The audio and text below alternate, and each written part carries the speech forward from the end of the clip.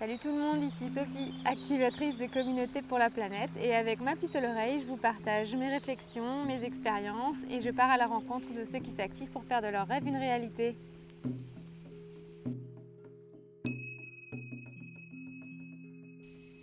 Et aujourd'hui, je vous retrouve pour une capsule sur une sagesse que je peux recevoir d'un bourdon qui est venu à mes côtés et qui s'est posé sur ma couverture et qui m'a qui m'a fait m'interroger sur plusieurs choses par rapport à ce qu'il venait faire là, sur ma couverture, puisqu'il s'est posé là et ensuite il n'a plus bougé. Quand je soufflais sur lui, il y avait juste une petite patte qui se levait et qui tremblotait, puis il l'a reposé. Si je lui ai mis un petit peu d'eau pour voir s'il avait soif, il s'est détourné de l'eau, donc ça n'avait pas l'air d'être ça, puisqu'on est dans un endroit assez sec là, dans la Drôme. Je lui ai mis une petite fleur pour le titiller, pour lui dire allez vas-y, retourne chercher du pollen. Non, ça n'a pas bougé. Qu'est-ce que j'ai fait encore? Au bout d'un moment, je me suis dit, bon, ça faisait peut-être une petite demi-heure qu'il était là. Je me suis dit, bon, bah, qu'est-ce qu'il fait? Est-ce qu'il est venu mourir sur ma couverture parce qu'il est en fin de vie? Ou est-ce qu'il est juste venu faire une sieste à l'ombre pour se reposer? Je sais pas. Donc je me suis interrogée, ça m'a interrogée ce petit bourdon qui était venu là, qui s'est posé sur ma couverture là où je suis assise, et puis qui bougeait plus. Et donc, au bout d'un moment, j'ai pris une petite feuille, puis je l'ai décalé et je l'ai mis à côté de la couverture pour qu'il retourne sur l'herbe, sur la terre, voir s'il y aurait peut-être un peu plus de fraîcheur aussi, et pour que je ne puisse ne pas l'écraser. Donc on l'a marqué pour que on l'écrase pas. On a mis des pommes de pin autour pour pouvoir bien l'identifier et pas l'écraser. Mais il est là depuis une petite heure et il bouge pas. Et donc je l'observe et je médite sur ce bourdon et je me pose la question, mais qu'est-ce qu'il est venu faire là? Est-ce qu'il est venu juste s'abandonner? Alors je ne sais pas s'il s'abandonne pour se laisser mourir ou s'il s'abandonne ici pour juste faire une petite sieste et repartir de plus belle derrière. Et donc je me dis, premièrement, qu'est-ce que je peux faire pour lui? Ça m'interroge parce qu'en fait je comprends pas ce qui se passe, je comprends pas ce qu'il est venu faire là, je comprends pas comment interpréter cette présence là sur ma serviette et qu'est-ce que je peux faire quoi? Qu'est-ce que je peux faire pour lui? Parce que je me dis, bah voilà, s'il est là, autant que je puisse l'aider. S'il est un petit peu en difficulté, peut-être que je peux faire quelque chose, je sais pas. Et puis en fait, je me rends compte que je peux rien faire parce que quoi que je fasse, il bouge pas. Et en fait, c'est dur parce que c'est aussi comme un message par rapport à la vie, quoi. C'est juste des fois, en fait, on comprend pas l'origine du problème, on comprend pas ce qui se passe, on comprend même pas est-ce que vraiment il y a un problème, en fait. Qu'est-ce qui se passe et comment on réagit par rapport à ce qui se passe. Et donc, c'est assez intéressant par rapport à tous les problèmes qu'il peut y avoir dans le monde, en fait. Ils sont tellement complexes, on n'a pas tous les tenants et les aboutissants, on ne comprend pas ce qui se passe. Donc, ce qu'on va mettre en place pour ajuster ce qu'on voit et la situation qu'on voit, en fait, on ne sait pas si ça va être bénéfique ou pas.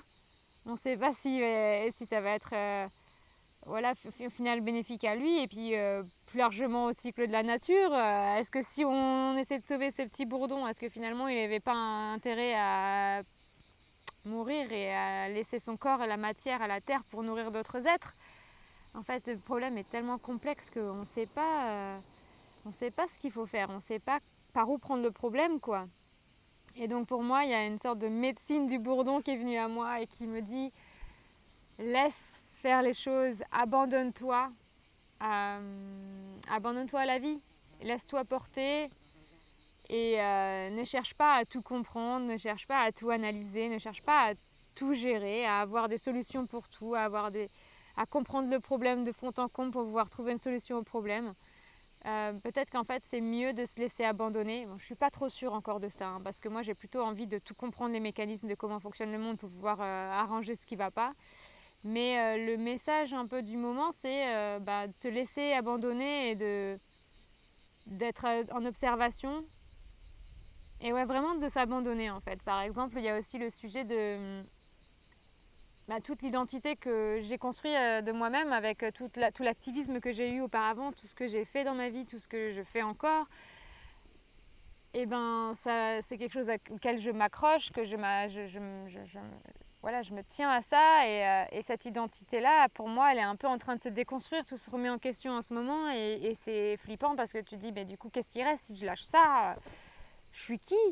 Et en fait, ce questionnement, le bourdon vient me rappeler que en fait, ouais, c'est bien, vas-y, continue, laisse-toi, abandonne-toi à ça, abandonne-toi à ce qui se passe, à ce processus, à cette chose qui se passe en toi et tu sais pas si c'est pour complètement lâcher cette identité et ne pas y revenir ou si c'est juste une pause où tu t'endors et peut-être que tu vas te renvoler encore plus fort derrière. En fait, tu sais pas ce qui va naître de ça, de cette pause, cette déconstruction de ton identité ou de cette mort de l'identité. Et en fait, c'est hyper fort comme message. Et donc, juste en méditant sur ce bourdon qui était là à mes côtés, voilà, j'interprète ce message comme ça. Je sais pas, c'est...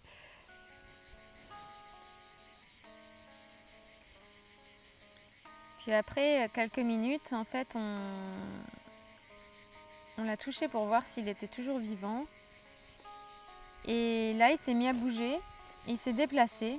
Et il est allé jusqu'à mon sac à dos, il est sorti de son petit espace. Et il est allé jusqu'à mon sac à dos et il est monté sur mon ordinateur.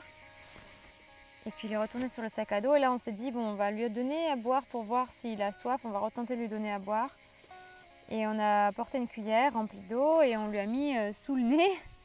Et là, il a commencé à sortir sa trompe et à boire et à boire et à boire et à boire. Il ne s'arrêtait plus de boire.